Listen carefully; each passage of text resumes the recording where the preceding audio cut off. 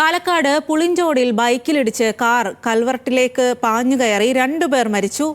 മേലാർകോട് ആണ്ടിത്തറ ബാലസുബ്രഹ്മണ്യനാണ് മരിച്ചത്. ഒരാളെ തിരിച്ചറിഞ്ഞിട്ടില്ല. സംഭവത്തിൽ 5 പേർക്ക് പരിക്കുണ്ട്.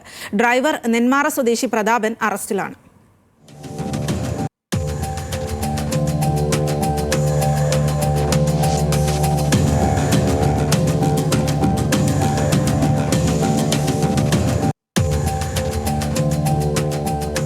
പ്രസാദ് ഉടുമ്പശ്ശേരിയാണ് വിവരങ്ങളുമായി ചേരുന്നത്. പ്രസാദ്, വലിയ അപകടം തന്നെയാണ് സംഭവിച്ചത് എന്ന് മനസ്സിലാക്കാൻ സാധിക്കുന്നു. 2 പേരുടെ മരണവും ഉണ്ടായിരിക്കുന്നു. എങ്ങനെയാണ് അപകടം സംഭവിച്ചത്? മറ്റ് പരിക്ക് ഏറ്റവരുടെ ആരോഗ്യനില ഏതു രീതിയിലാണ് ഇപ്പോൾ?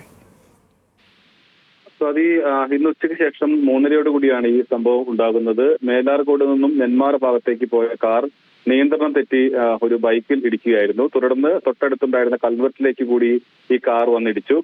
കൽവെട്ടിൽ ഇരുന്നിരുന്ന പ്രദേശവാസിയായ ബാലനാണ് അപകടത്തിൽ മരിച്ചിട്ടുള്ളത്.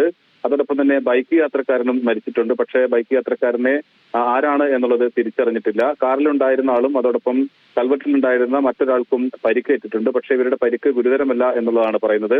സംഭവത്തിൽ കാർ ഡ്രൈവറായിട്ടുള്ള നെന്മാറ സ്വദേശി പ്രതാപനെ പോലീസ് അറസ്റ്റ് ചെയ്തു. ഈ ഡ്രൈവർ ഉറങ്ങിപ്പോയതാണ് അപകട കാരണം എന്നുള്ളതാണ് പോലീസ് പറയുന്നത്.